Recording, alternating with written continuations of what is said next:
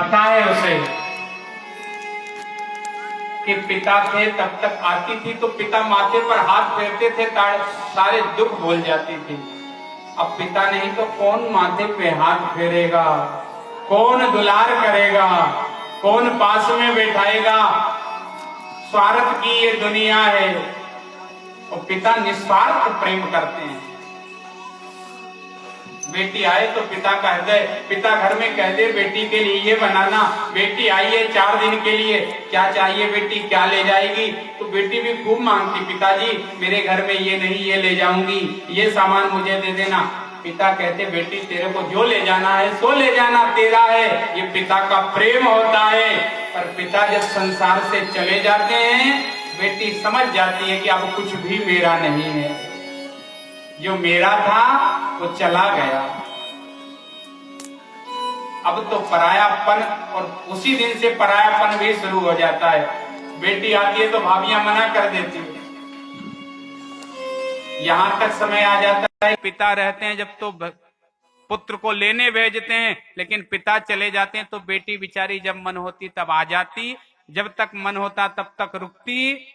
कोई को लेना देना नहीं है कि कब बेटी आ रही है, कब जा रही है, सब अपने काम में लगे हैं। बेटी भी जान जाती है प्रेम नहीं बचा है।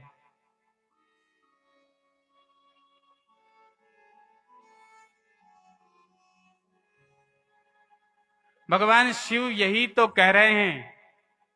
जरा विचार कीजिए, सोचिए, भगवान शिव नर्मदा से कितना प्रेम करते होंगे। आप केवल एक जन्म की बेटी से इतना प्रेम करते हैं पिता होकर, तो विचार कीजिए भगवान शिव नर्मदा से कितना प्रेम करते होंगे। इसलिए तो भगवान शिव ने कहा है कोई नर्मदा के तट पर आकर तो देखें, कोई मेरी पुत्री के जल में स्नान करके तो देखें, उसके सारे पाप उसी क्षण नष्ट कर दूंगा। ये भोलेनाथ कहते हैं, क्योंकि पुत्री से प्रेम पिता ही करता है।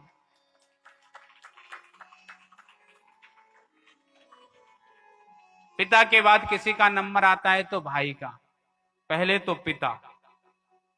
और बड़ा भाई हो तो बेटी यही समझती है कि मेरे पिता ही है, तो भाई से वो कहती भी है भैया पिता के जाने के बाद आप ही मेरे पिता हैं, जब मेरी ससुराल में कुछ काम आए तो आप आ भर जाना, मुझे शांति हो जाएगी। और जब बेटी के घर कोई काम आए और भैया जाकर जैसी कैसी भी फटी पुरानी कुछ भी चुंदरी ले जाकर और उड़ा दे तो बहन खुश हो जाती है, मेरे भैया की है, बहुत संभाल के रखती है। और बहुत जगह तो ऐसा होता है, कभी कभी भाई अच्छी ना लाए तो बहन अपने घर से अच्छी साड़ी निकाल कर भैया ये मुझे उड़ा देना, ताकि लोग देखेंगे तो कहेंगे कि इसका भाई कितना प्रेम करता है।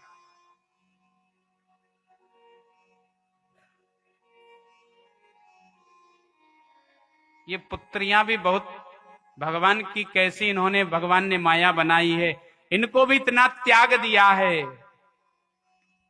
इसलिए तो भगवान ने, नरसिंह मेहता ने जब भगवान से कहा प्रभु ये मेरी पुत्री है, मेरे पास तो कुछ नहीं है, मेरे पास तो तंदूरा है, लेकिन इसका मायरा भरना है, वो भी कितना, बोले 56 करोड़ का, मेरे पास एक दहला नहीं है। तो भगवान ने कहा चिंता मत करो, पुत्रियों का त्याग इतना होता है कि उनके लिए अगर 56 करोड़ का भरना है तो मैं भी सांवरिया सेठ बनकर जाऊंगा।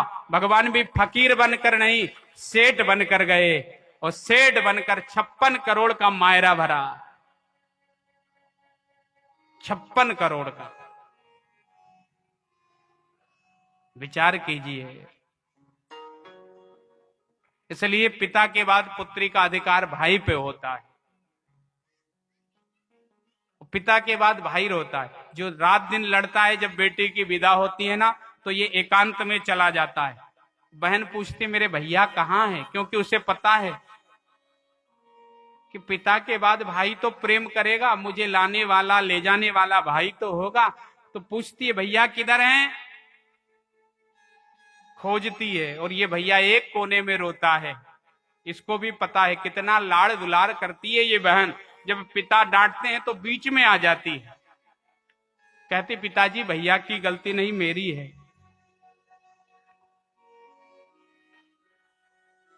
और जब ये बहन जाती है तो ये भाई जब रोता है तो बहन कहती भैया आप तो लड़ते थे, आज रो रहे हो। तो भाई कहता है बहन लड़ना तो दिखावा था, मैं तो तुझसे बहुत प्रेम करता हूं। तो फिर बहन कहती भैया अगर प्रेम करते हो तो इस बंधन को निभाना। अरे मेरे ससुराल में कोई काम आ जाए तो आकर बस खड़े भर हो जाना, इतने में मुझे शांति मिल जाएगी। मेरे मायके से मेरा भाई आ जाएगा, कोई मेरे को कुछ कहेंगे नहीं, अशब्द ना कहेंगे, कोई बोल ना मारेंगे, मैं कह दूंगी मेरे भैया खड़े हैं, ना कुछ हो तो केवल तुम आ जाना। और बहन इसलिए अपने भाई से कहती है द्रौपदी सी में बहन हूं भैया, लाज रखो मेरी बन के कन्हैया, कन्हैया बन के मेरी लाज रखना। जैसे कन्हैया ने द्रौपदी की रखी थी, द्रौपदी ने कन्हैया को भाई माना, तो कन्हैया ने लाज नहीं जाने दी द्रौपदी की। 5 पांडव खड़े हैं, बड़े बड़े धुरंधर वहां बैठे हैं, द्रौपदी की साड़ी हेंची जा रही है, लेकिन कोई लाज बचाने वाला नहीं है। जैसे कन्हैया ने लाज बचाई, द्रौपदी की लाज ना जाने दी, तो बहन यही कहती है द्रौपदी सी में बहन हूं भैया, रखना लाज मेरी बन के कन्हैया। और बहन कहती है मेरे पास एक ही अधिकार है, बस मेरे पास भाई को बांधने का कोई अधिकार है तो वो एक अधिकार है। तो ये बहन क्या कहती है, कसम तुम्हें है रक्षा बंधन की, मैंने हर रक्षा बंधन पर तुम्हें राखी बांधी है भैया, ये नहीं मांगा कि तुम ये दे देना ये दे देना, रक्षा बंधन किया है, कसम तुम्हें है रक्षा बंधन की, मैं गुड़िया तेरे आंगन की।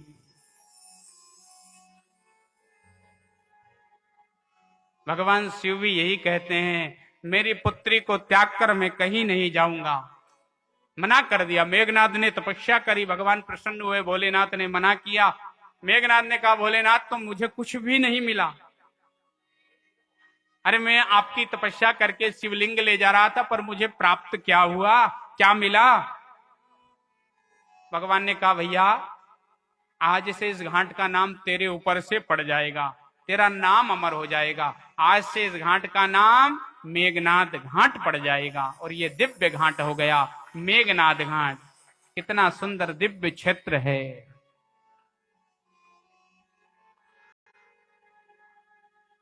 लेकिन शास्त्रों में तो इसे मेघनाथ घाट कहा है, पर भैया इस घाट को केवल आसपास के लोग ही पहले जानते थे कि ये मेघनाथ घाट हैं, लेकिन आज सारा देश जान रहा है ये किसकी देन है।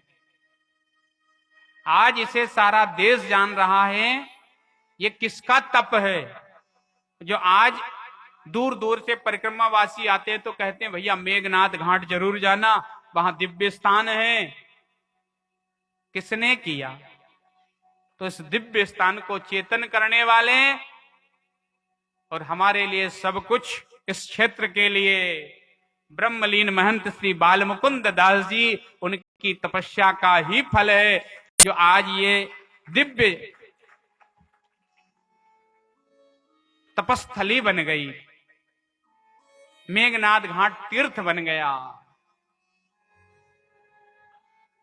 क्या कहना साहब उनकी तपस्या का।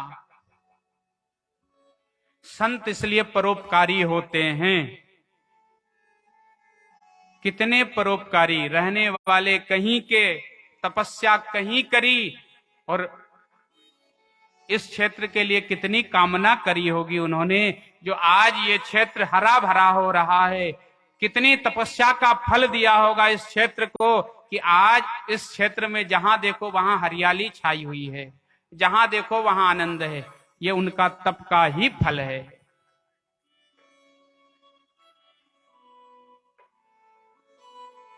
एकांत में बैठकर तप करना, जब यहां कोई आता भी नहीं था, आप क्षेत्र के लोग जानते हैं, और साक्षात नर्मदा ने उन पर कृपा भी करी। साक्षात दर्शन दिए, इससे बड़ा और क्या हो सकता है भैया। साक्षात मां नर्मदा ने कृपा करी, दिव्य तेज अपना दिखाया नर्मदा ने।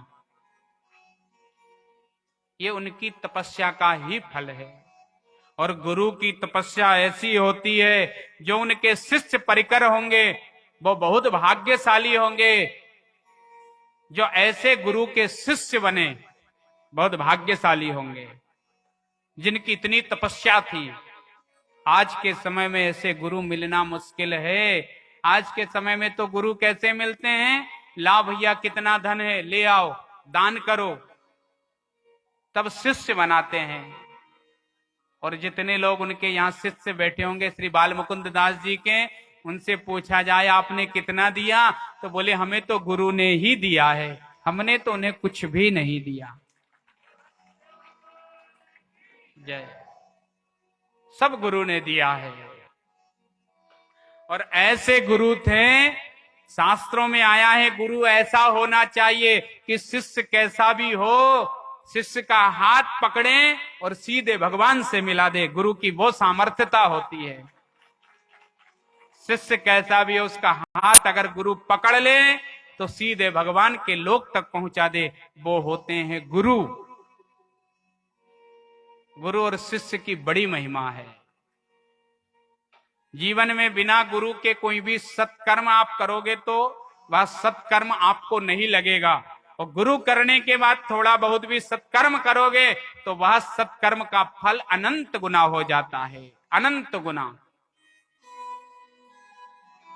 जब गुरु कान में गुरु मंत्र, बीज मंत्र डाल देते हैं, बीज मंत्र बो देते हैं, तो वह मंत्र अनेक गुना फल देता है। जैसे एक गेहूं का दाना मिट्टी में बोने के बाद अनेक दाना बनकर निकलता है, ऐसे ही जब गुरु मंत्र ले लिया जाता है तो एक बार मंत्र जपने से अनेक फल की प्राप्ति होती है। ये गुरु मंत्र की महिमा है।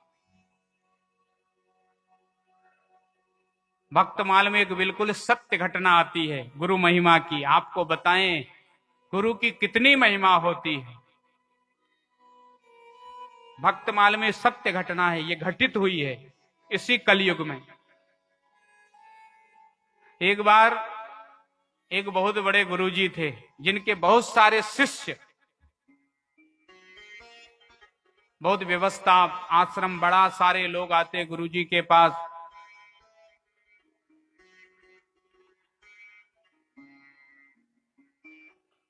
एक भोला भाला शिष्य भी आया, जो बड़ा भोला भाला था, जिसे पता नहीं कि कैसी सेवा की जाती है, कैसा मंत्र लिया जाता है। गुरुजी के पास आए और गुरुजी से गुरु मंत्र ले लिया।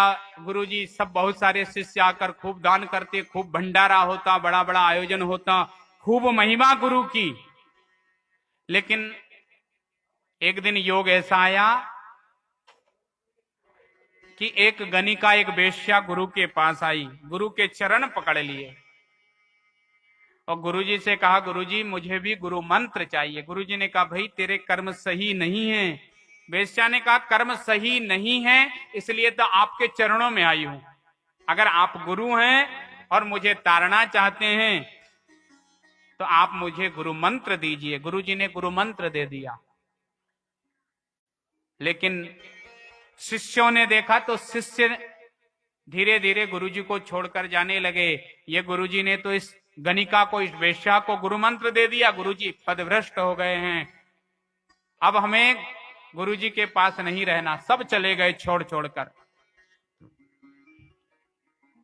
अंत में वह एक शिष्य ही बचा, बाकी सब चले गए। गुरुजी ने कहा बेटा तू भी चला जा। सारे लोग तो चले गए।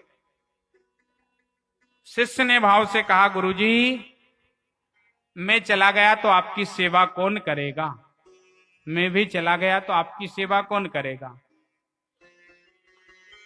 गुरुजी ने कहा भाई अब देखो समय खराब आ गया, इस गणिका के साथ में रहने लगा, लोग बड़े बड़े दोषारोपण करने लगे, तुम भी चले जाओ, कुछ उपाय कर लो, भक्ति कर लो, अपने मुक्ति का कुछ यत्न कर लो। इसने कहा मुक्ति तो गुरु भक्ति से ही होगी, मैं तो आपकी सेवा करूंगा। और इतना सात्विक भक्त कि गुरु जी के तो चरण दबाए, पर उस गणिका के भी चरण दबाए। क्यों? ये मेरी गुरु माता ही हो गई। गुरु जी के कपड़े भी धोए, उस गणिका के वस्त्र भी धोए, भाव से, निर्मल भाव से। मेरे गुरु हैं। इतनी श्रद्धा गुरु के ऊपर, इतनी भक्ति करी गुरु की, इतनी सेवा करी गुरु की कि इसकी गुरु भक्ति से भगवान प्रसन्न हो गए। भगवान ने कहा धन्य है शिष्य हो तो ऐसा। और एक दिन रात्रि में शिष्य चरण दबा रहे थे, भगवान द्वार पर आ गए इसकी गुरु भक्ति देखकर। द्वार खटखटाया, गुरुजी ने कहा बेटा देख कर आओ कौन आया है। शिष्य गुरु की आज्ञा पाकर द्वार पर आया। द्वार खोला तो साक्षात नारायण खड़े हैं। भगवान के दर्शन किए, भगवान को प्रणाम किया। प्रभु मेरे जैसे इस अबोध बालक पर आपने कैसे कृपा करी? भगवान ने कहा तेरी गुरु भक्ति से मैं बहुत प्रसन्न हूं, मैं तुझे लेने आया हूं, अपने लोक में ले जाऊंगा, तेरा कल्याण होगा। गुरु पर आस्था देखिए, गुरु पर विश्वास। भगवान सामने खड़े हैं, पर शिष्य ने हाथ जोड़कर कहा मैं आपके साथ नहीं जा सकता। भगवान ने कहा क्यों? लोग तो मुझे दर्शन के लिए, मेरे दर्शन के लिए, मेरे लोक में जाने के लिए बहुत तप करते हैं, तब भी मेरे दर्शन नहीं होते। और मैं तो साक्षात तुम्हें लेने आया हूं, फिर भी मना कर रहे हो। बोले मैं चला जाऊंगा तो गुरु की सेवा कौन करेंगे? ये होती है गुरु भक्ति। मैं चला जाऊंगा तो गुरु की सेवा कौन करेंगे? सारे शिष्य तो छोड़कर चले गए, मैं भी चला जाऊंगा तो गुरु का सहारा कौन होगा?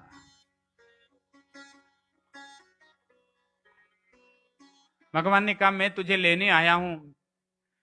शिष्य ने कहा मैं पहले अपने गुरु से पूछ कर आऊंगा, फिर आपके साथ चलूंगा। भगवान ने कहा ठीक, जल्दी पूछ कर आओ। शिष्य गुरु के पास गए, गुरु के चरणों में प्रणाम किया। गुरुजी ने कहा क्या हुआ बेटा? बोले गुरुजी आज मैं आपको छोड़कर जाऊंगा। गुरुजी लेटे हुए थे तो बैठ गए। क्या हुआ बेटा? बोले आज मुझे भगवान लेने आए हैं, द्वार पर खड़े हैं। तो गुरु की आंख में आंसू आ गए। गुरुजी जान गए इसकी भक्ति इतनी है कि जरूर इसे भगवान लेने आए होंगे। इसकी गुरु भक्ति इतनी है कि आज इसे जरूर भगवान लेने आए होंगे। आंखों में आंसू भरे हुए गुरुजी ने कहा बेटा तू चला जाएगा तो मेरा क्या होगा?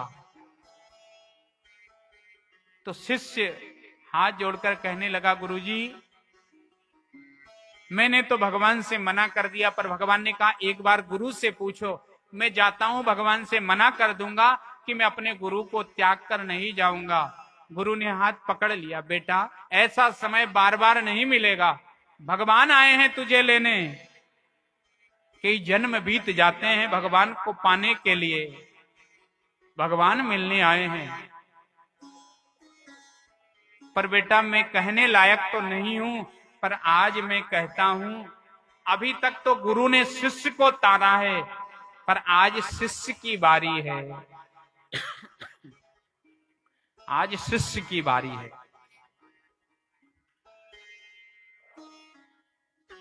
तू चाहे तो आज गुरु को तार सकता है। शिष्य चरणों में गिर गया, गुरुजी आदेश दीजिए, आप क्या करना है मुझे? बोले भगवान से कह कि मैं अपने गुरु को भी साथ में लेकर चलूंगा। शिष्य दौड़ा दौड़ा भगवान के पास गया, प्रणाम किया। भगवान ने कहा चलो। बोले नहीं, मेरे गुरु को भी साथ में लेकर चलना पड़ेगा, गुरुजी को भी लेकर चलना पड़ेगा। भगवान ने मना कर दिया, वो गणिका के साथ हैं, वो नहीं जा सकते, उनके इतने पुण्य नहीं हैं। शिष्य ने मना कर दिया, मैं भी नहीं जा सकता। बोले भगवान आए हैं फिर भी आप नहीं जा सकते। तो शिष्य ने हाथ जोड़कर कहा आप किस लिए आए हैं? बोले तुम्हारी गुरु भक्ति देखकर। तो शिष्य ने कहा जब आप गुरु भक्ति देखकर आए हैं तो मैं कैसे गुरु को त्याग दूं? तुम मेरे लिए नहीं मेरी गुरु भक्ति देखकर आए हैं तो मैं अपने गुरु को नहीं त्याग सकता। गुरु को साथ में ले चलोगे तो मैं जरूर चलूंगा। भगवान को दया आ गई। भगवान ने कहा जाओ गुरु को ले आओ। शिष्य दौड़ा दौड़ाया, गुरुजी से कहा गुरुजी भगवान ने कह दिया आप चलिए। गुरुजी प्रसन्न हो गए, धन्य हो बेटा, आज तक गुरु ने शिष्य को तारा है पर आज तो शिष्य ने ही गुरु को तार दिया। दोनों जाने लगे तो गणिका ने गुरु के चरण पकड़ लिए। कहा महाराज तरने के लिए तो आपके चरणों में आई थी, आप संत हो, अगर मुझे त्याग दोगे तो फिर इस जन्म में तो क्या किसी जन्म में मैं भगवान को नहीं प्राप्त कर सकती। ये मेरा अनुकूल समय है। चरण पकड़ लिए। गुरुजी ने शिष्य की ओर देखा, बेटा अब मैं इसे भी नहीं त्याग सकता क्योंकि मेरे सहारे हैं। शिष्य जान गया, भगवान के पास दौड़ कर गया, प्रभु से कहा प्रभु आप जाइए। भगवान ने कहा क्यों, गुरु नहीं जाना चाहते? बोले गुरु तो जाना चाहते हैं पर गुरु के साथ हमारी गुरु माता भी है, वो गणिका भी है। भगवान ने कहा उसने तो जीवन भर बहुत पाप किया है। तो शिष्य ने कहा फिर आप चले जाइए, फिर आप चले जाइए। भगवान बड़े रीझे हुए थे इसकी सेवा से। भगवान ने कहा तुझे आशीर्वाद ना दूं ऐसा नहीं हो सकता क्योंकि तेरी गुरु भक्ति से मैं प्रसन्न हूं। अरे कोई गुरु की सेवा कर ले तो भगवान कहते हैं वो मेरी सेवा हो जाती है, क्योंकि गुरु ही ब्रह्मा, गुरु ही विष्णु, गुरु देवो महेश्वरा। गुरु ही ब्रह्मा है, गुरु ही विष्णु है और गुरु ही महेश्वर है। तो शिष्य ने कहा आपको उस गणिका को भी लेकर चलना पड़ेगा। भगवान तो रीझे हुए थे। भगवान ने कहा भैया तेरी गुरु भक्ति से इतना प्रसन्न हूं कि मैं तीनों को तार दूंगा। शिष्य दौड़ कर गया, गुरुजी से कहा। गुरुजी ने एक दूसरे का हाथ पकड़ा, भगवान के सामने आए। शिष्य को तो भगवान दिखे पर गुरुजी को भगवान ना दिखे। फिर गुरुजी की आंख में आंसू आ गए। शिष्य ने कहा क्या हुआ गुरुजी? तो रोते रोते कहने लगे मेरा इतना पाप है कि मुझे भगवान नहीं दिख रहे हैं। बेटा मैं एक बार दर्शन करना चाहता हूं भगवान के। शिष्य ने भगवान से कहा प्रभु आप इनको नहीं दिख रहे हैं? बोले इनका इतना पुण्य नहीं कि मैं इनको दर्शन दे दूं। शिष्य ने कहा आप मेरे पुण्य ले लीजिए पर मेरे गुरु को दर्शन दीजिए। और शिष्य ने पुण्य दिए, साक्षात भगवान के दर्शन हुए। गुरुजी ने दर्शन किए तो शिष्य के चरणों में गिरने लगे। शिष्य ने कहा गुरुजी ये सब आपके कारण हुआ है, ये आपका ही प्रभाव है। आपकी भक्ति नहीं करता तो कहां भगवान आते। भगवान ने उन सब का कल्याण किया। जरा विचार कीजिए, ऐसे गुरु की सेवा करने से जब भगवान आ सकते हैं तो हमारे ऐसे सच्चे गुरु के यहां आकर अगर हम थोड़ी सी भी सेवा कर लेंगे तो विचार कीजिए, साक्षात भगवान तो क्या भगवान हमारे लिए उनका लोक ही यहां ला देंगे और इस मेघनाद घाट को ही शिवलोक बना देंगे। और जरूर ऐसा सुंदर समय आएगा कि ये लोक शिवलोक ही बन जाएगा, क्योंकि यहां गुरु की तपस्या है, ये सिद्ध क्षेत्र है। ऐसे हमारे बाल मुकुंद दास जी, क्या कहना, इनकी तपस्या, सबसे प्रेम करने वाले। कोंडदा गांव में जानते हैं सब आते थे तो 2-2 महीने रुकते थे। सबके घर का भोजन सबका इकट्ठा करके खाना, प्रेम। क्या बात है गुरु की महिमा। इसलिए हम सब गुरुजी से एक ही बात कहते हैं, गुरुजी आपका हाथ हमारे मस्तक पर रहे, आपका आशीर्वाद हमारे ऊपर रहे, आपका स्नेह आपका प्रेम हमारे ऊपर रहे, ताकि आपकी कृपा होती रहे। हम यही मांगते हैं उन सदगुरुदेव भगवान। आइए सदगुरुदेव भगवान से यही प्रार्थना करते हैं।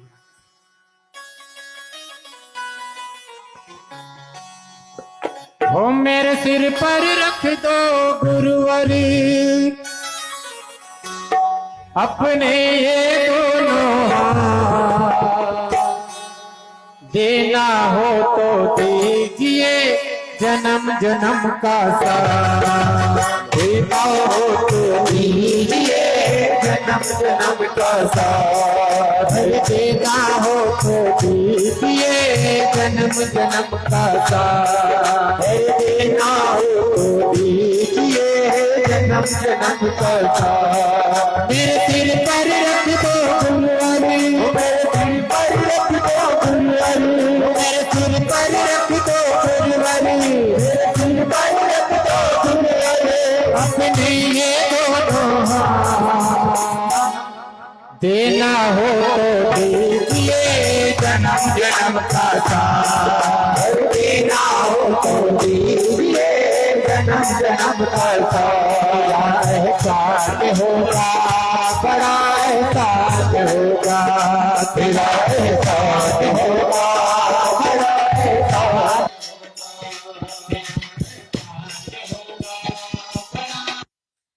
होगा, तेरा एहसान होगा बड़ा एहसान होगा।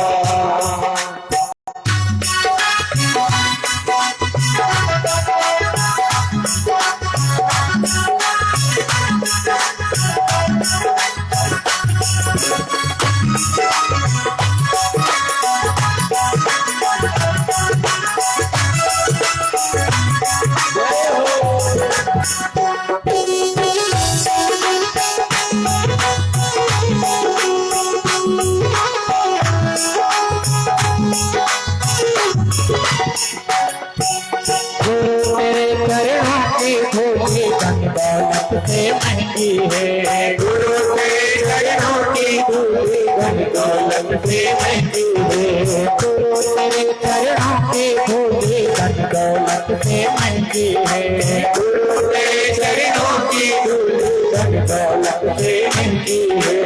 एक नजर से पाके गुरुवर नाम इज्जत से महंगी है, एक नजर से पाकर गुरुवर नाम इज्जत से महंगी है, एक नजर के पाके गुरुवर नाम इज्जत से महंगी है, एक नजर के पाके गुरुवर नाम इज्जत से महंगी है। मेरे दिल की यही तमन्ना,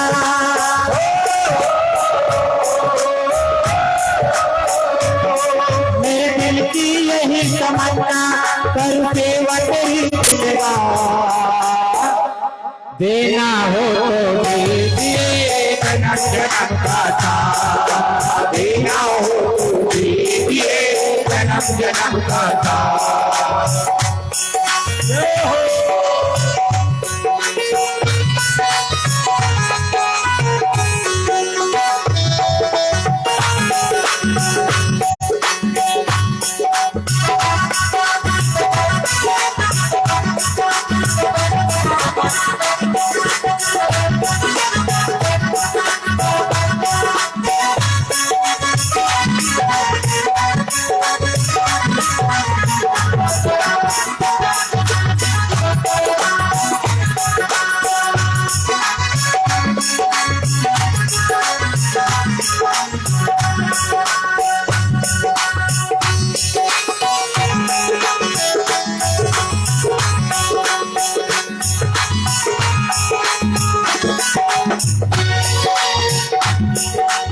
इसी जन्म में सेवा देकर बहुत बड़ा एहसान किया, इसी जन्म में सेवा देकर बहुत बड़ा एहसान किया, इसी जन्म में सेवा देकर बहुत बड़ा एहसान किया।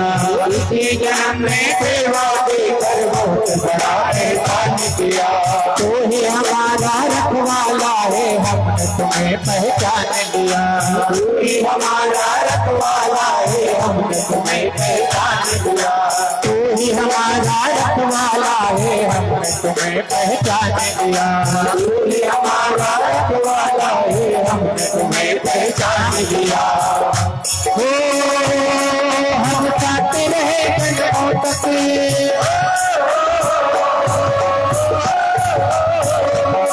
हम चाहते रहे जन्मों तक, हम चाहते रहे जन्मों तक, बस रख लो दीवार। देना हो तो दीजिए जन्म जन्म का दान। देना हो तो दीजिए जन्म जन्म का दान। देना हो तो दीजिए जन्म जन्म का दान। देना हो तो दीजिए जन्म जन्म का दान। ओ मेरे सिर पर रख दो गुरुवर, मेरे सिर पर रख दो गुरुवर, अपने ये दोनों हाथ। देना हो तो दीजिए जन्म जन्म का दान। देना हो तो दीजिए जन्म जन्म का दान। देना हो तो दीजिए जन्म जन्म का दान। देना हो तो दीजिए जन्म जन्म का दान। तेरा एहसान होगा, बड़ा एहसान होगा, तेरा एहसान होगा, बड़ा एहसान होगा। तेरा एहसान होगा, बड़ा एहसान होगा, तेरा एहसान होगा, बड़ा एहसान होगा। गुरुदेव भगवान की जय। ऐसी ये सिद्ध तपस्थली महंत श्री बालमुकुंद दास जी की ये तपस्थली रही है, ये दिव्य क्षेत्र है। इस घाट का बड़ा महत्व है। यहाँ जो स्नान कर लेता है भगवान शिव उस पर बहुत कृपा करते हैं। भगवान शिव यहीं स्थापित हैं, मेघनाथ के साथ नहीं गए। मेघनाथ ने तपस्या करी, भगवान ने कहा ये तुम्हारे नाम से घाट हो जाएगा, मेघनाथ घाट। इससे और दूर चलने पर सुंदर तीर्थ है जिसे कोटेश्वर तीर्थ कहते हैं। दिव्य इसकी कथा है, सावधानी पूर्वक जरा सुन लीजिए। कहते हैं कुबेर के एक पुत्र जिसका नाम कुंड दानव। कुबेर किसका पुत्र था? रावण का भाई था, दानव ही था। इनके एक पुत्र हुए कुबेर के, कुंड दानव।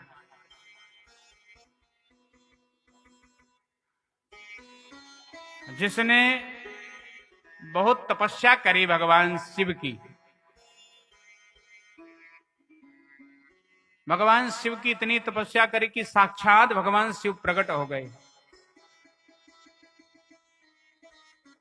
इस कुंड दानव ने तो भाव से, निर्मल भाव से भगवान शिव को पुकारा और भगवान शिव आए।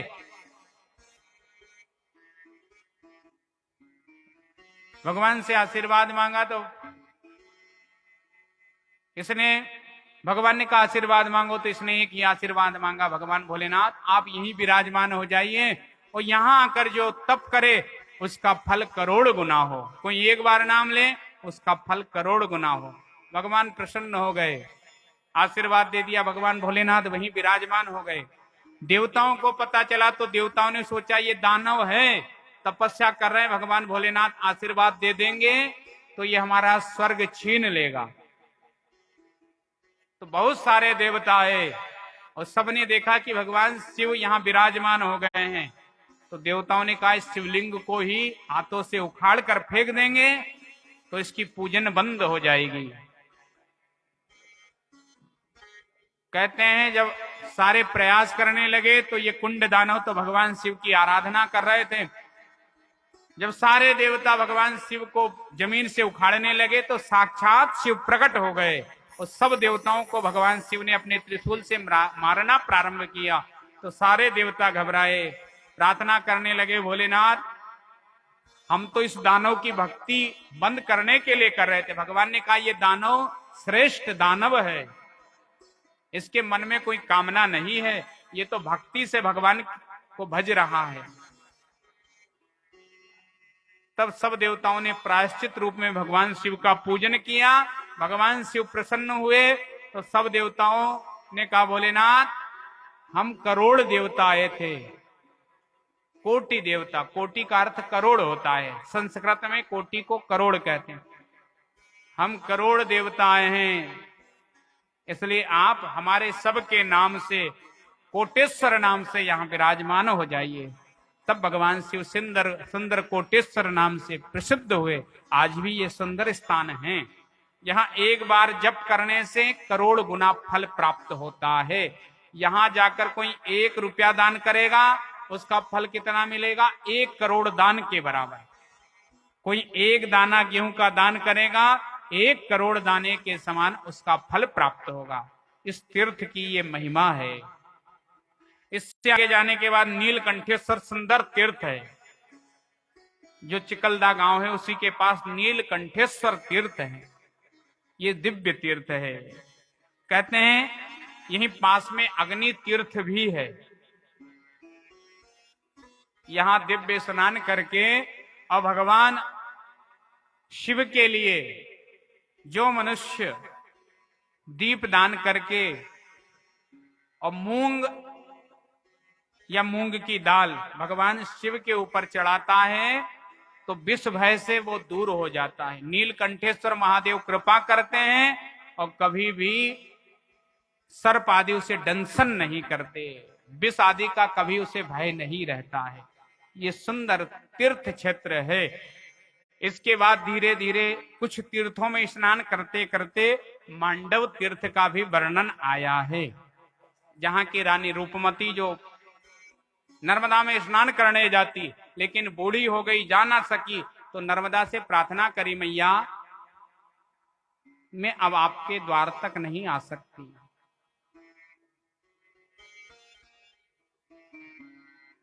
मां नर्मदा इतनी कृपालु है भैया, अगर कोई भाव से नर्मदा को भजे और भजते भजते अगर नर्मदा के तट पर ना भी आ सके तो नर्मदा इतनी कृपा करती है कि स्वयं उसके घर चली जाती है। कभी किसी के घर कन्या के रूप में तो किसी के यहाँ कोई देवी के रूप में, पर चली जाती है मां।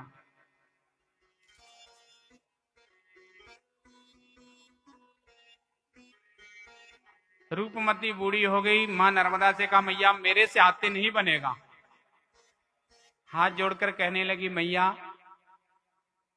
अभी तक तो मैं आपके द्वार पर आई, कुछ भी विपत्ति हुई लेकिन सबको छोड़कर दर किनार करके मैं तेरे दर पे आई हूं। पर मैया अब आपकी बारी है, अब आपको मेरे द्वार पर आना पड़ेगा। तो साक्षात नर्मदा प्रकट हो गई। प्रकट होकर कहा, देवी तू इतने दिन तक मेरे द्वार पर आई है तो अब मैं तेरे द्वार पर आऊंगी। कैसे आओगी मैया? बोले तुमने जो मुझे सौभाग्य सामग्री लाल चंद्री नारियल जो आदि भेंट करी है, ध्वजा पताका, तुम्हारे सामने महल के सामने ही तालाब खुदवाना। प्रातः जब तुम स्नान करने आओगी उसी में तुम्हें ये चुंदरी नारियल ध्वजा पताका दिखे तो समझ जाना कि मेरी मैया आ गई है।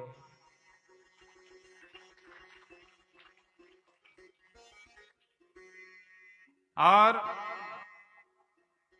कहते हैं आगे आगे रानी रूपमती, पीछे पीछे नर्मदा ही चलने लगी। कितनी कृपालु है मां। रानी ने आके आदेश दिया, सुंदर महल के सामने तालाब खुदवाया। रात्रि में स्वप्न दिया मां नर्मदा ने, प्रातः भोर के समय, इसलिए प्रातः का स्वप्न बहुत अच्छा होता है। भोर के समय स्वप्न दिया, देवी जागो, मैं तुम्हारे द्वार पर आ चुकी हूं।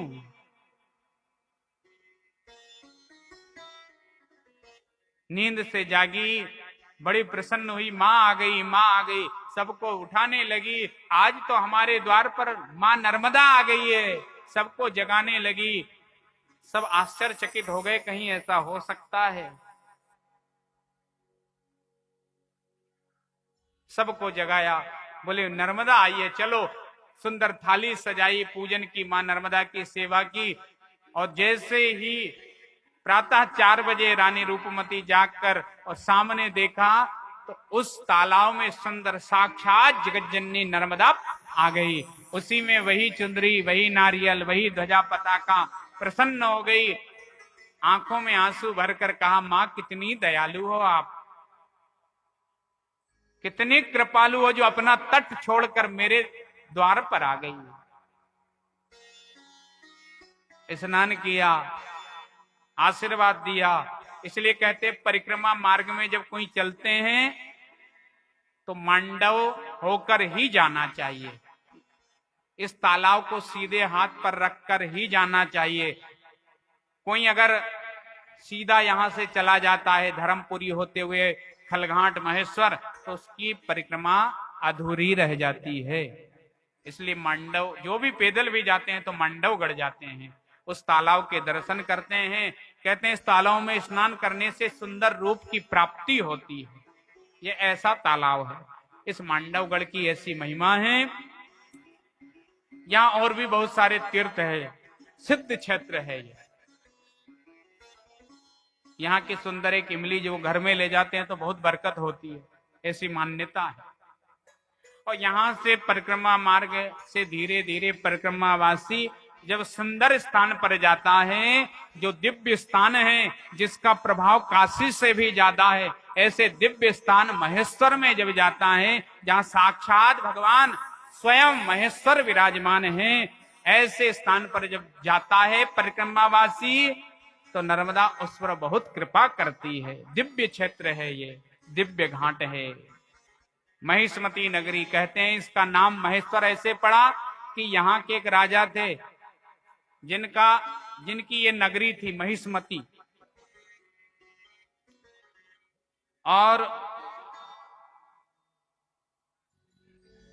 इस क्षेत्र का ज्यादा प्रचार अहिल्या देवी ने भी किया है। यहाँ के राजा थे सहस्त्रबाहु, और एक यहाँ राक्षस था जिसका नाम था महिष्मती, महिष्मत नाम का एक दानव था, जिसने बहुत दुराचार किया। कहते हैं भगवान शिव ने प्रकट होकर उसका संहार किया था, इसलिए इसको महिष्मती क्षेत्र कहते हैं। राजा सहस्त्र बाहु की राजधानी है महिष्मती। और यहाँ इस दिव्य क्षेत्र में जो घाट आदि का निर्माण किया है, ये अहिल्याबाई ने किया है 1700 शताब्दी में।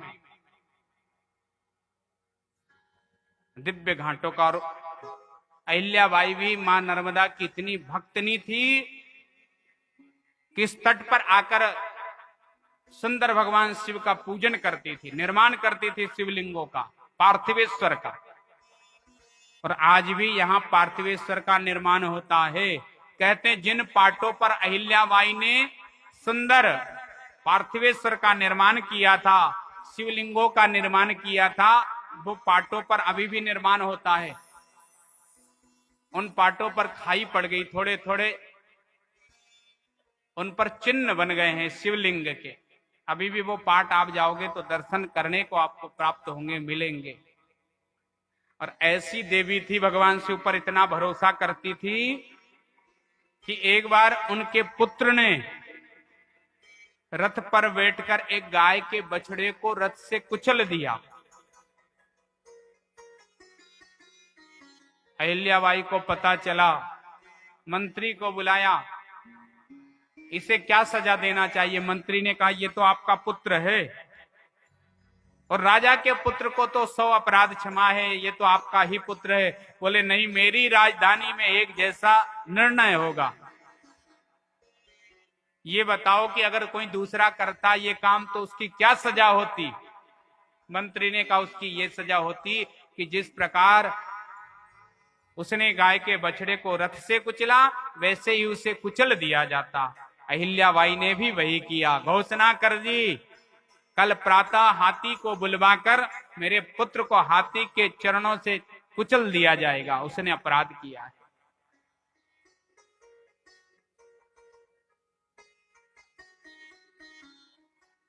कहते हैं अहिल्याबाई जब कोई निर्णय करती थी तो अपने हाथ में भगवान शिव को लेकर, शिवलिंग लेकर फिर निर्णय करती थी, तो निर्णय सत्य होता था। जो भी निर्णय होता था धर्म की मर्यादा में होता था।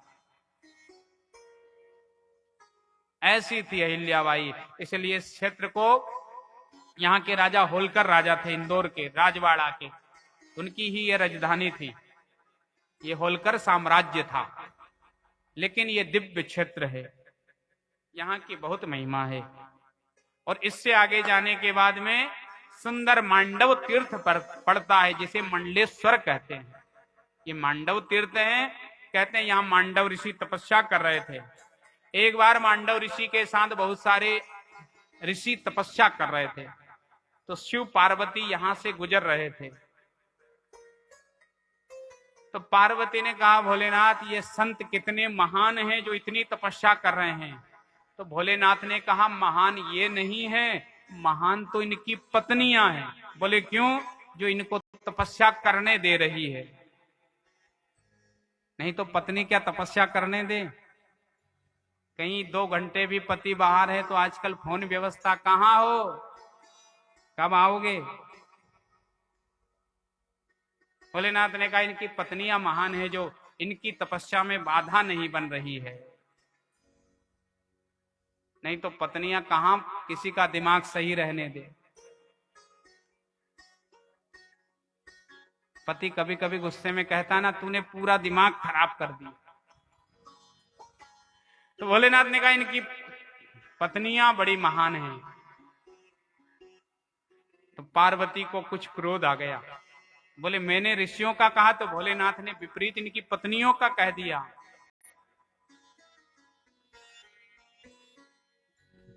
तो पार्वती ने कहा, भोलेनाथ अगर इतनी ये महान है तो इनकी परीक्षा लेनी चाहिए। भोलेनाथ ने कहा, देवी ये संत ऋषियों की पत्नियां हैं, इनका भी तेज ज्यादा है, इनकी परीक्षा मत लीजिए। नहीं, बोले परीक्षा लेना पड़ेगा। क्या किया जाए? बोले आप ब्रह्मचारी बनकर और इनके पतिव्रत धर्म को देखो कितना तप है। भोलेनाथ को ब्रह्मचारी बना दिया। पत्नी की बात ना माने, भगवान भोलेनाथ जैसे को मानना पड़ता है। कहते हैं ना, राज हट बाल हट क्रिया हिट हट। ये अगर किसी बात की हट कर ले तो मानना ही पड़ता है।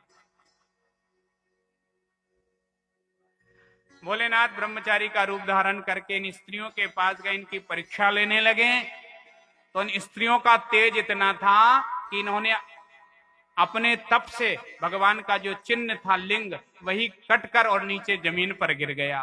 पार्वती घबराई, दौड़ी दौड़ी आई। भोलेनाथ क्या हो गया? भोलेनाथ ने कहा, देवी हमने इनकी परीक्षा ली। भोलेनाथ उसी चिन्ह से प्रकट हो गए। सारे संतों ने तपस्या करी, मांडव ऋषि आदि भी थे। सबने कहा, भोलेनाथ आप हमारे नाम से ही यहाँ विराजमान हो जाइए। मांडव ऋषि ने तपस्या करी, इसलिए इस क्षेत्र का नाम मंडलेश्वर पड़ा। सुंदर दिव्य क्षेत्र है, मां की बड़ी महिमा है साहब। धीरे धीरे जब स्नान करते करते आगे बढ़ते हैं तो सुंदर सीता वन आता है, जहां सीता मैया ने तपस्या करी है। जिस समय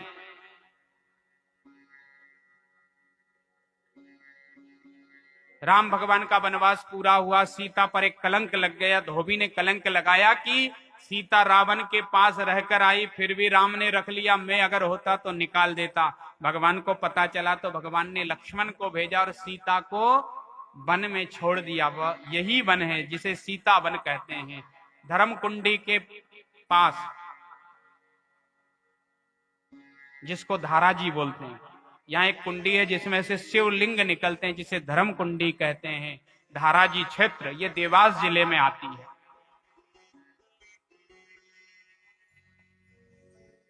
जब सीता को सबने छोड़ गए तो सीता गर्भवती थी, बालक होने वाले वाल्मीकि जी ने संभाला।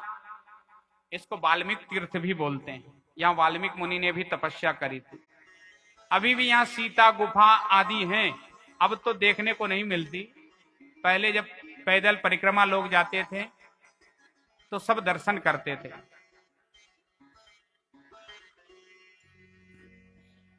अब गर्भवती सीता कौन सेवा करे, गर्भवती महिला को कोई ना कोई महिला की आवश्यकता होती है।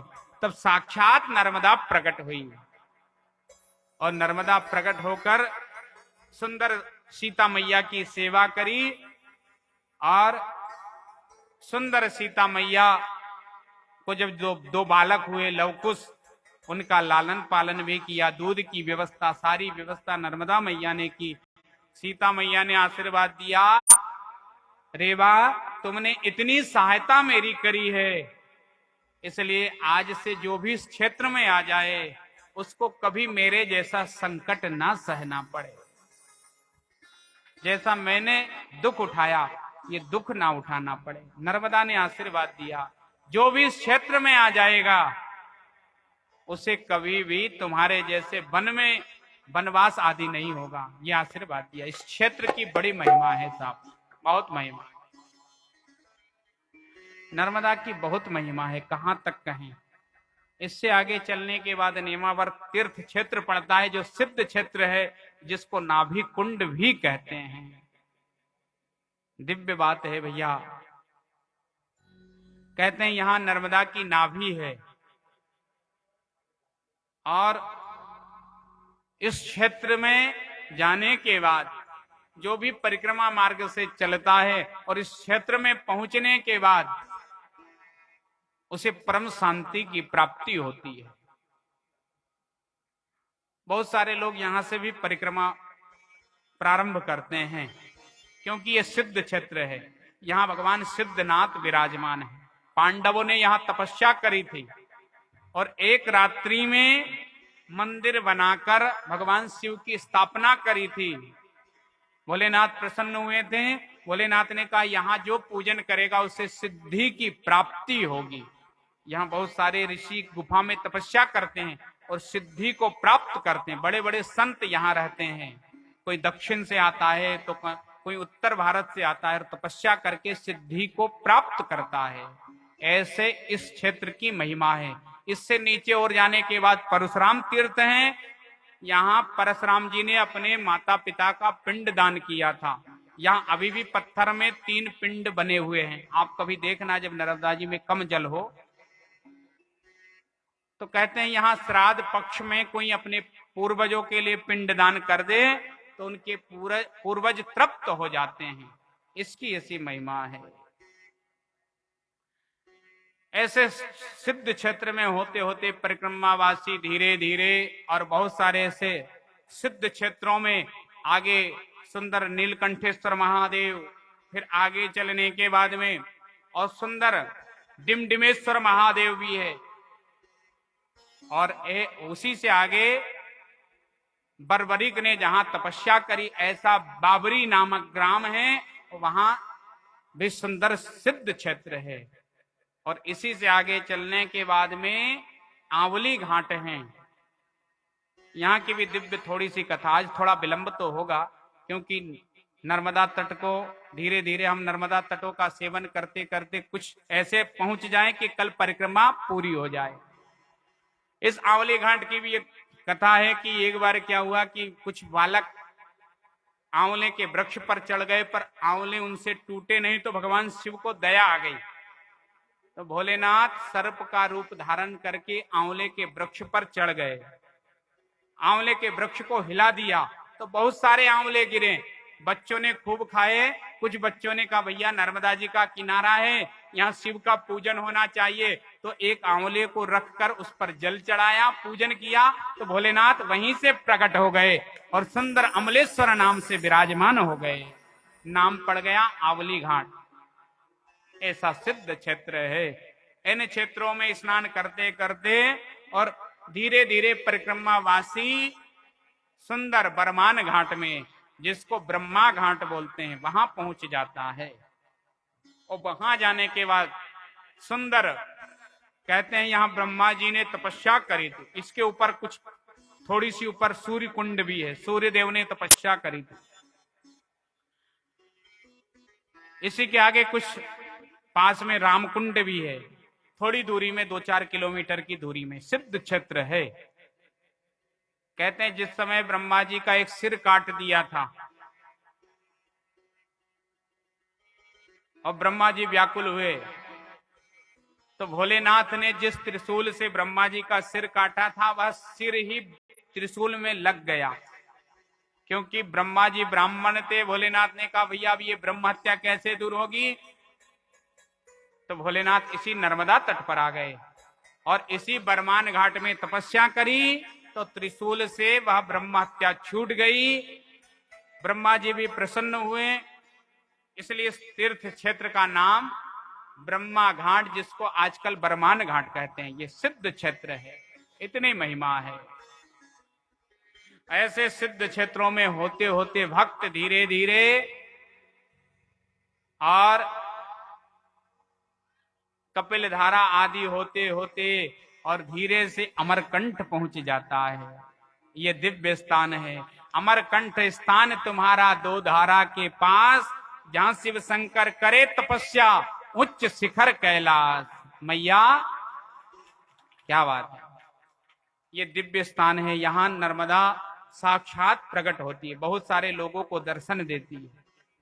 यहां जाओगे तो एक महाराज जी जिनका नाम है संत श्री कल्याण दास जी महाराज, जो बिल्कुल अनपढ़ है, जिन्होंने कभी स्कूल का मुंह भी नहीं देखा, लेकिन आप जाओगे तो 17 भाषाओं का ज्ञान है। अभी जाओगे आप, अभी हैं वो 17 भाषाओं का ज्ञान है। संस्कृत तो ऐसे बोलते हैं आपको लगेगा जैसे बहुत गुरुकुल में पढ़े होंगे, पर कहीं नहीं गए, नर्मदा ने ही दिया है, सब नर्मदा ने।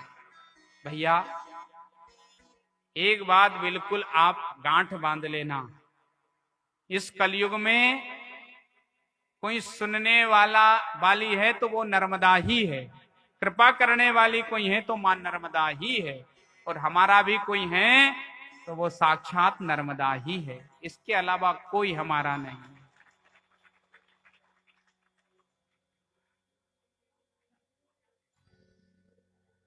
अमरकंठ के पास की एक बिल्कुल सत्य घटना आपको बताएं। पिछले वर्ष कुछ परिक्रमावासी जा रहे थे। एक परिक्रमावासी ने कहा भैया नर्मदा की बहुत महिमा है। क्यों महिमा है? बोले मैं और मेरा पुत्र, हम दोनों सोयाबीन की ट्राली लेकर मंडी में बेचने जा रहे थे। पुत्र 10-12 साल का मेरे साथ में। तो सोयाबीन जब निकलती, हमारे इधर बारिश में सोयाबीन बोते हैं,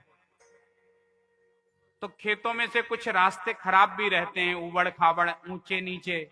ट्राली खेत में से भरकर मंडी बेचने जा रहे थे, कहीं रास्ता खराब था, तो ट्राली के ऊपर मैं और मेरा पुत्र, चलाने वाला एक ड्राइवर। रास्ते में रास्ता खराब आया तो ट्राली पलट गई। पलटने से मैं तो दूर गिर गया, पर बच्चा उसी में दब गया अंदर। मैंने समझ लिया कि बच्चा तो मर गया होगा। इतनी भरी सोयाबीन की ट्राली, बच्चा कोई जीवित हो? ड्राइवर से कहा जल्दी जाओ, गांव में से लोगों को बुला के लाओ। ड्राइवर दौड़ता गया, पर 1 घंटा 2 घंटा हो गया, कोई नहीं आया। उसी समय मैंने संकल्प ले लिया कि मैया अगर मेरा बेटा जीवित बच गया तो मैं तेरी पैदल परिक्रमा करूंगा। इतना कहना हुआ। मां तो बस यही परीक्षण करती है। लोग आए, इसने संकल्प लिया था, लोग आए, ट्राली को धीरे धीरे खाली किया। 1 घंटा खाली करने में लग गया, सीधी करने में। सबने सोच लिया था बच्चा कोई जीवित रह सकता है, लेकिन इसने तो मां से प्रार्थना कर ली थी। इसने कहा था मैया, इसने तो जोरदार प्रार्थना करी थी। जब कोई विपत्ति आती है ना, तो मनुष्य वैसी प्रार्थना भी करता है, करुण भाव से। तो इसने ऐसी प्रार्थना करी थी कि मैया आप तो सुनने वाली हो, कृपा करने वाली, सुन ले पुकार। जैसे लोग भगवान कन्हैया को पुकारते हैं ना, जैसे द्रौपदी ने भाव में आतुर होकर और कृष्ण कन्हैया को पुकारा था, तो कन्हैया ने चीर बढ़ा दिया।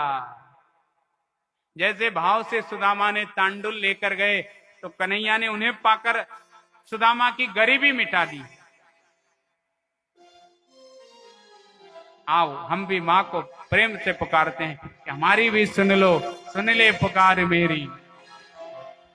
सुन ले पुकार मेरी, ओ सुन ले पुकार मेरी, हे बंसी बजाने वाले सुन ले पुकार मेरी, सुन ले पुकार मेरी, हे बंसी बजाने वाले सुन ले पुकार मेरी, हे बंसी बजाने वाले सुन ले पुकार मेरी, ओ सुन ले पुकार मेरी, हे बंसी बजाने वाले सुन ले पुकार मेरी, हे बंसी बजाने वाले सुन ले पुकार मेरी, हे बंसी बजाने वाले सुन ले पुकार मेरी, हे बंसी बजाने वाले, बिगड़ी मेरी बना दे, बिगड़ी मेरी बना दे, हे बिगड़ी बनाने वाले सुन ले पुकार मेरी।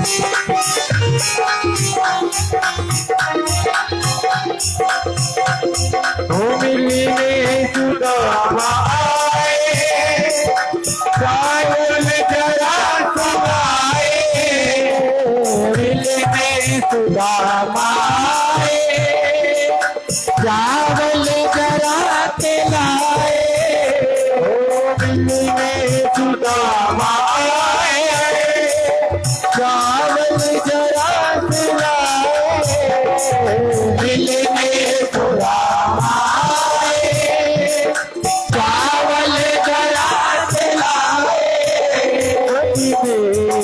बड़े सुहाए, मन में बड़े सुहाए, विपदा मिटाने वाले सुन ले पुकार मेरी, हे बंसी बजाने वाले सुन ले पुकार मेरी।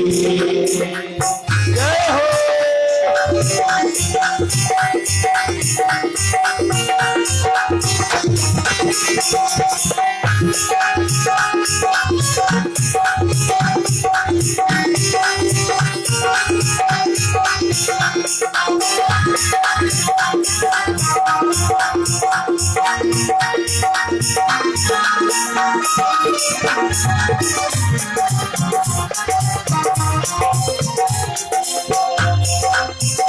द्रौपदी सभा में घेरी, जब चीरों की कर दी घेरी, द्रौपदी सभा में घेरी, जब चीरों की कर दी घेरी, द्रौपदी सभा में घेरी, जब चीरों की कर दी घेरी, द्रौपदी सभा में घेरी, जब चीरों की कर दी घेरी, कल की नहीं की देरी, ओ कल की नहीं की देरी, लजिया बचाने वाले सुन ले पुकार मेरी।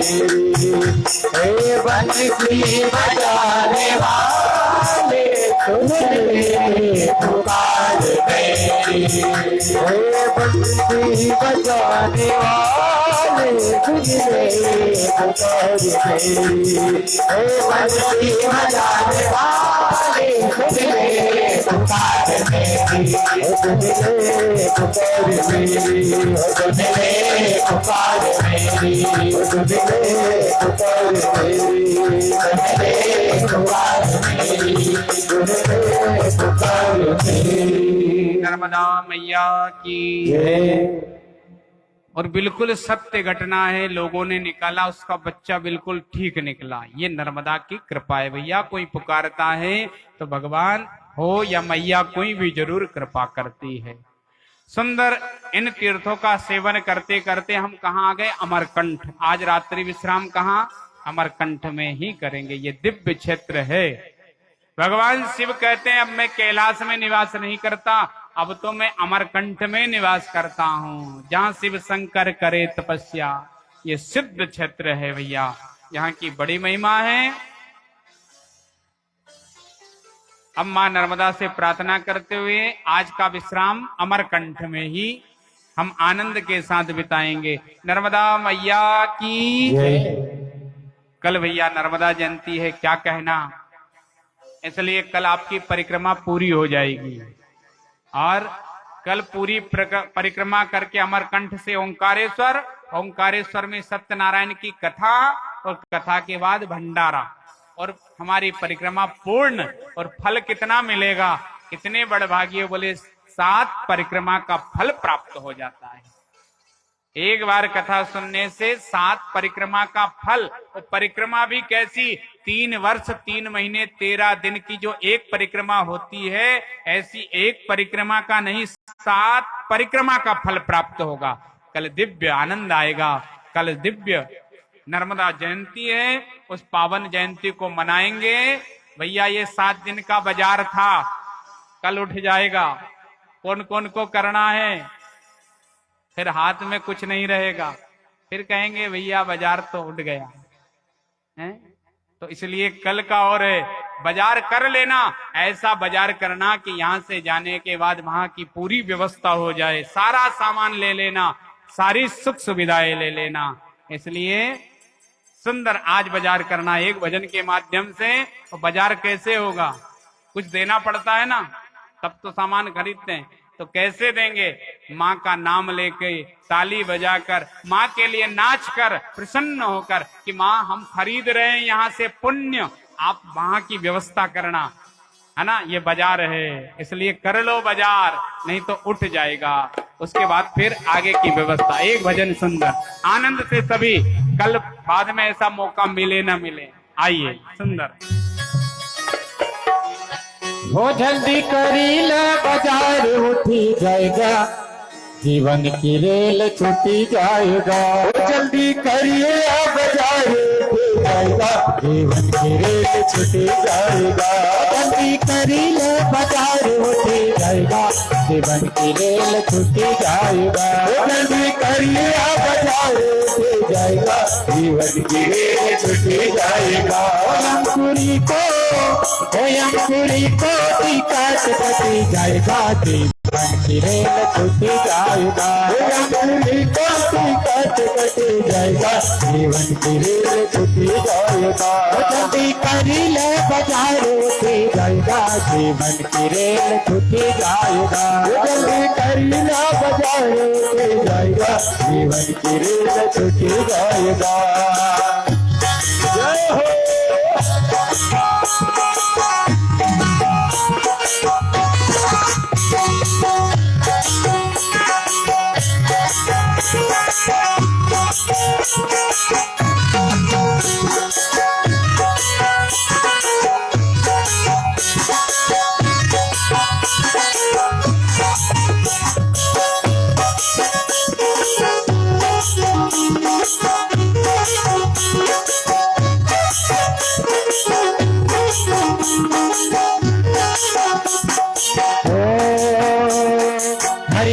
बाबू हरी झंडी बतावते, हरि राम को बाबू हरी झंडी बतावते, हरि राम को बाबू हरी झंडी बतावते, हरि राम को बाबू हरी झंडी बतावते, यमराज टीट फिर सीटी बजावते, यमराज टीट फिर सीटी बजावते, यमराज टीट फिर सीटी बजावते, यमराज टीट फिर सीटी बजावते।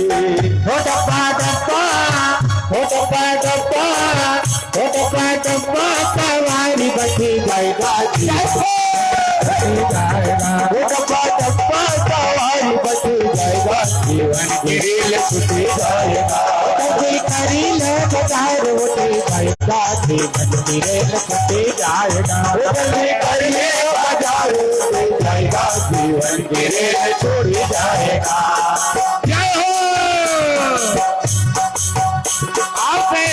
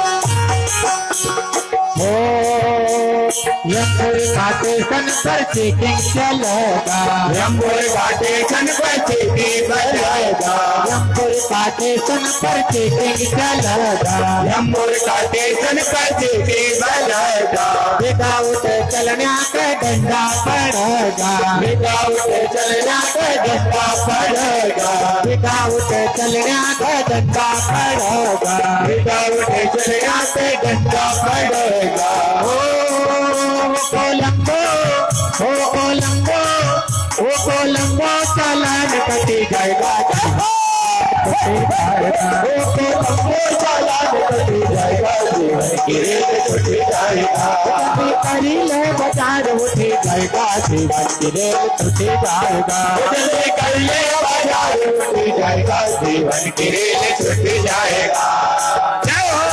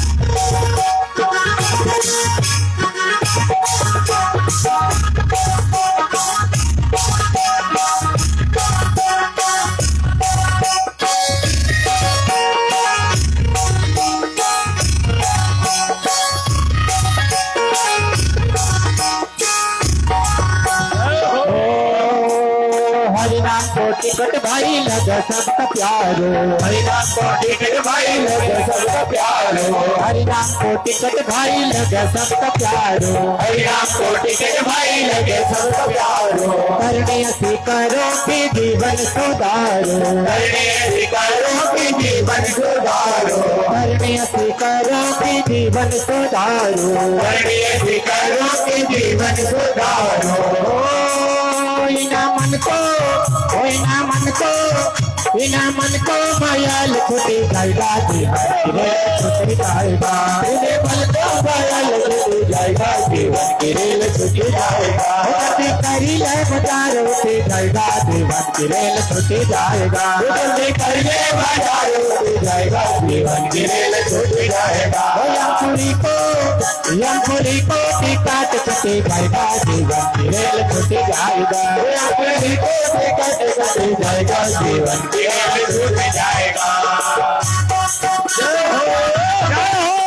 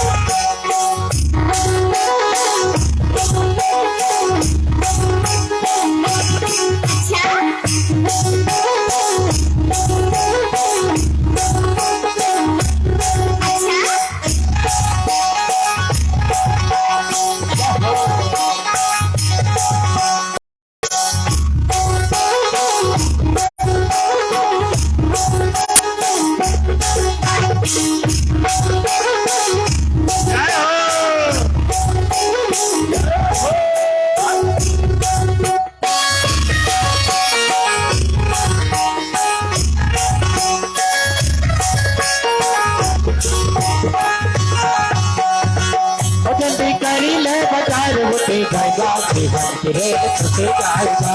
जल्दी करी ले बाजार उठे जाएगा, जीवन की रेल छूट जाएगा। जीवन की रेल छूट जाएगा, जीवन की रेल छूट जाएगा। जीवन की रेल छूट जाएगा, जीवन की रेल छूट जाएगा। जीवन की रेल छूट जाएगा। हर हर नर्मदे। भैया मां नर्मदा की कृपा, हमने सबने हाजिरी लगाई, अब जिम्मेदारी मां की। अब आगे का जो भी कार्यक्रम है हमारे जितेंद्र भैया आगे की रूपरेखा समझाएंगे, संचालित करेंगे। उसके पश्चात फिर आरती होगी। नर्मदे हर ब्रह्मलीन महंत श्री श्री 1008 बाल मुकुंदास जी महाराज तपस्थली मेघनाथ घाट आश्रम समिति की ओर से आप सभी श्रद्धालुओं भक्तों का आत्मीयता के साथ स्वागत वंदन अभिनंदन। कल मां की जयंती का पावन दिन, कल कथा समाप्ति का दिन, कल कथा समापन। कल सुबह प्रातः 10 बजे मैया का चुंदरी अर्पण का कार्यक्रम रहेगा। तत्पश्चात 12 बजे हम कथा में प्रवेश करेंगे। कथा के समापन के बाद विशाल भंडारे का आयोजन रहेगा। सभी पधारे हुए भक्तों को प्रसादी दी जाएगी। अतः सभी भक्तों, सभी श्रद्धालुओं से निवेदन है, अधिक से अधिक संख्या में पधार कर अपने जीवन का पुण्य लाभ लेवे। नर्मदे हर। प्रतिदिन जिस प्रकार से हम स्वागत का क्रम रखते हैं व्यासपीठ के आशीर्वाद के लिए, तो मैं आमंत्रित करना चाहता हूं सुनील जी अनारे चंदन खेड़ी से आकर व्यासपीठ का पूजन कर आशीर्वाद प्राप्त करें। सुनील जी अनारे चंदन खेड़ी।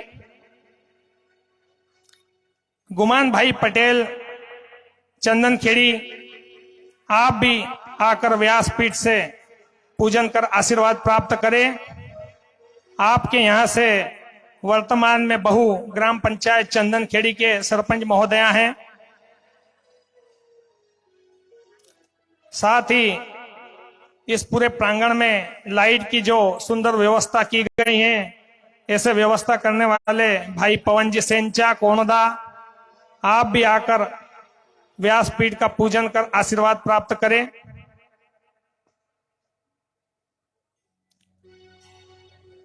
लक्ष्मण जी हमर कुक्षी, जो प्रतिमा बीच के दिन यहाँ कन्या भोज का आयोजन किया जाता है, उसकी संपूर्ण व्यवस्था देखने वाले लक्ष्मण जी हम्मड़ कुक्षी, आप भी आकर व्यासपीठ का पूजन कर आशीर्वाद प्राप्त करें।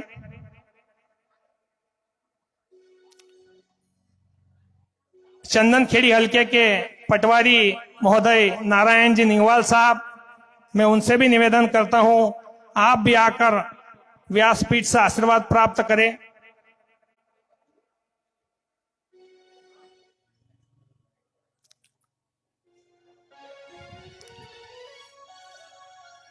रवि रतन जी चोयल ग्राम नवाजपुरा से, आप भी आकर व्यासपीठ का पूजन कर आशीर्वाद प्राप्त करें। एक समय नाश्ते के लाभार्थी रवि रतन जी चोयल, संदीप जी सोलंकी नवाजपुरा से अगर उपस्थित हो तो आप भी आकर व्यासपीठ से आशीर्वाद प्राप्त करें।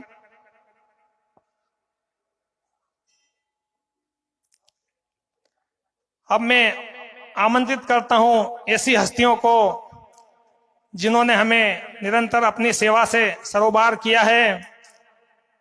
हमारे साथ जो संगीत की टोली है महाराज जी के साथ आई हुई है, ऐसे संगीतकारों का हम मेघनाथ घाट आश्रम समिति की ओर से उनका अभिनंदन करें, ऐसा हमें सौभाग्य प्राप्त हो रहा है।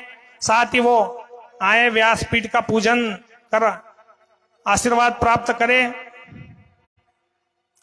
आर्गन मास्टर दीपक जी चौहान खंडवा से, आप आए, वो व्यासपीठ से आशीर्वाद प्राप्त कर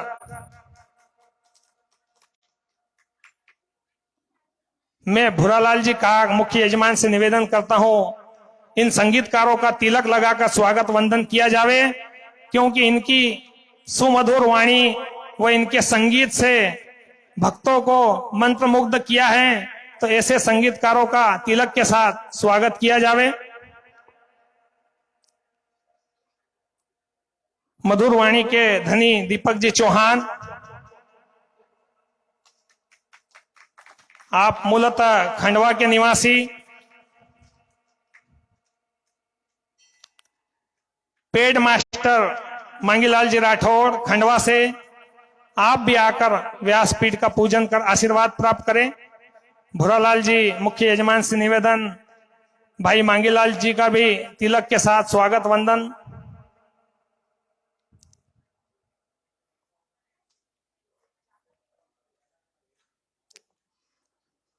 ढोलक पर अपनी मधुर थाप देने वाले ढोलक मास्टर दीपक जी राठौड़ छनेरा से, आप भी आकर व्यासपीठ से आशीर्वाद प्राप्त करें।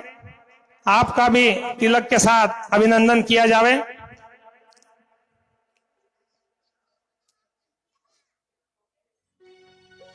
स्वागत वंदन के पश्चात आरती के तत्पश्चात प्रसादी वितरण होगी। सभी श्रद्धालुगण श्रोतागण शांतिपूर्वक प्रसादी ग्रहण कर नित्य प्रतिदिन जो पार्थिव लिंग का निर्माण किया जाता है उस लिंग के विसर्जन के लिए आप सभी भक्तवृंद मैया के किनारे पहुंचकर लिंग विसर्जन के साक्षी बने। नर्मदे हर।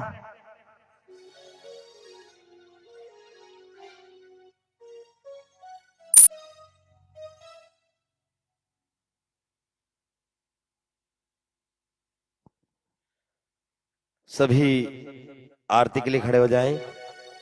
ओम।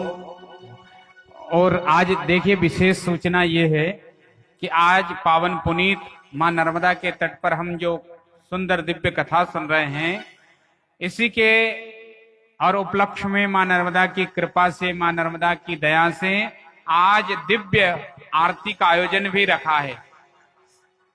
संध्या के समय 6 बजे यहाँ दिव्य मां नर्मदा की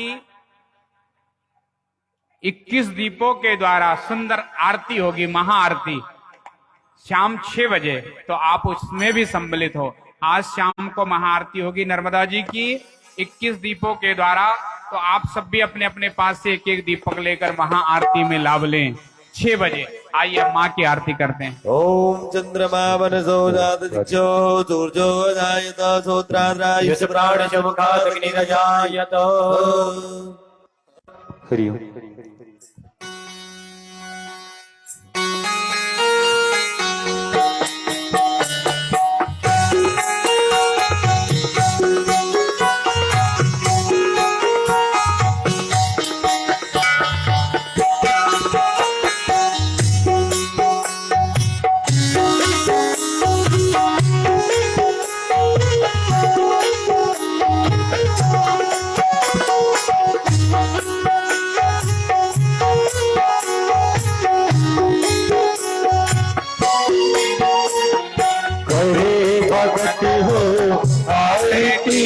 माई दोई बिरिया करे भगत हो आरती माई दोई बिरिया हो करे भगत हो आरती माई दोई बिरिया करे भगत हो आरती माई दोई बिरिया हो करे भगत हो आरती माई दोई बिरिया करे भगत हो आरती माई दोई बिरिया करे भगत हो आरती माई दोई बिरिया करे भगत हो आरती माई दोई बिरिया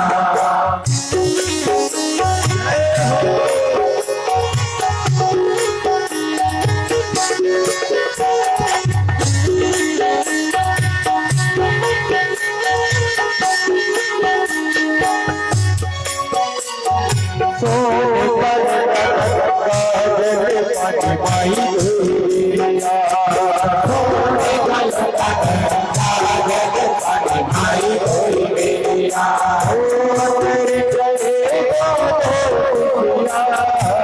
तेरे चले हरे भगत हो आरती माई दोइया हरे भगत हो आरती माई दोई बिरिया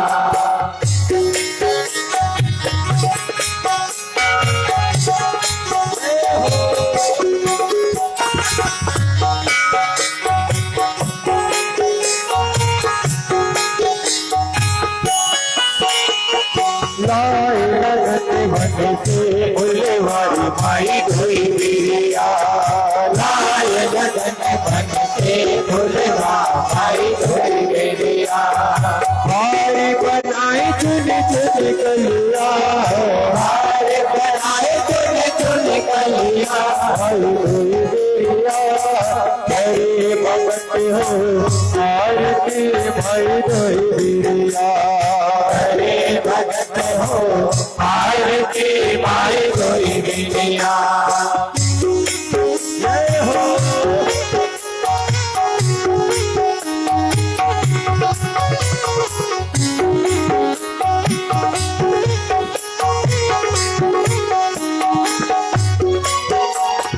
पान सुपारी मैया दजा नारियल दोई बिरिया पान सुपारी मैया दजा नारियल दोई बिरिया रूप कपूर चढ़े चुनिया रूप कपूर चढ़े चुनिया दोई बिरिया हरे भगत हो आरती माई दोई बिरिया हरे भगत हो आरती माई दोई बिरिया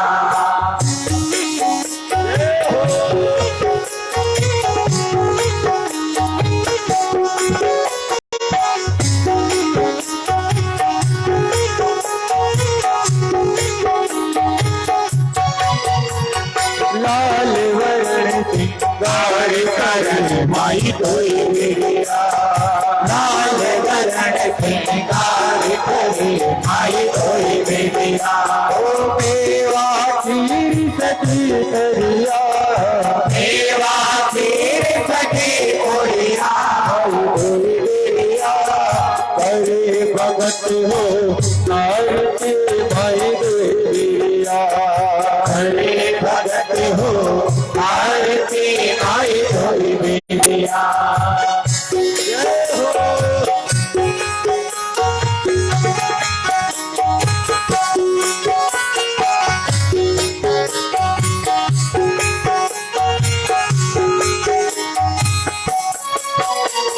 भगत मिले जस तोरे गावे माई दोई बिरिया भगत मिले जस तोरे गावे माई दोई बिरिया ओ काटो विपत्ति की भई घड़िया काटो विपत्ति की भई घड़िया दोई बिरिया हरे भगत आरती माई दोई बिरिया हरे भगत हो आरती माई दोई बिरिया हरे भगत हो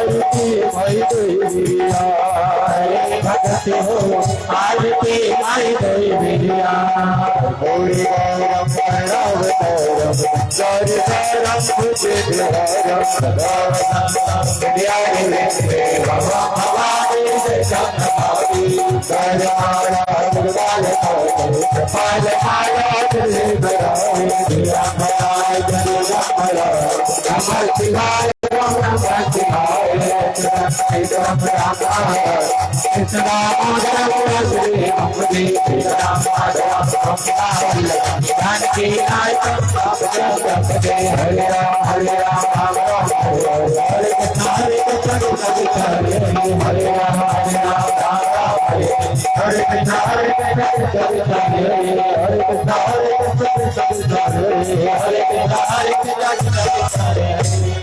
ओम जलेन्द्रिकाणं देवाभिवन्दनं आत्माभिवन्दनं मासुदोद्धरणं नीराञ्जलिकाणं मन्त्रपुष्पाञ्जलि हरिः ओम मां विघ्नेनगणमय तन्त्रदेवासानि धर्माणि प्रसवान्यो सन्नादेहनाकं महिमानः स्वतन्त्रपूर्वे साध्याः सन्ति देवाः ओम एकदन्ताय विद्महे वक्रतुण्डाय धीमहि तन्नो दन्ते प्रचोदयात् ओम कात्यायन्यै च विद्महे कन्याकुमारिकायै च धीमहि तन्नो गौरी प्रचोदयात् नारायणाय विद्महे वासुदेवाय धीमहि तन्नो विष्णुः प्रचोदयात् महालक्ष्मी च विद्महे विष्णुपत्नी च धीमहि तन्नो लक्ष्मी प्रचोदयात् अंजनीसुताय विद्महे वायुपुत्राय धीमहि तन्नो हनुमत् प्रचोदयात् ओम तत्पुरुषाय विद्महे महादेवाय धीमहि तन्नो रुद्रः प्रचोदयात् देवकी नंदनाय विद्महे राधिका वल्लभाय धीमहि तन्नो कृष्णः प्रचोदयात् ओम मेकलकर्णिकायै च विद्महे शिवसुतायै च धीमहि तन्नो रेवा प्रचोदयात् सुगन्धि भुजपाणि यथा कालोद्भवानि च पुष्पाञ्जलिर्मया दत्तो गृहाणां परमेश्वरी मन्त्रपुष्पाञ्जलिं समर्पयामि बोलिए काशी विश्वनाथ भगवान की जय हो। नर्मदा मैया की जय हो। सत्य सनातन धर्म की जय हो। नमः पार्वती पते हर हर महादेव। जय जय श्री राधे जय जय श्री राधे जय जय श्री राधे अब भैया सभी आरती प्रसाद लेकर ही जाएंगे। तब तक सुंदर एक भजन की प्रस्तुति। आज और कल का दिन है, आनंद ले लो।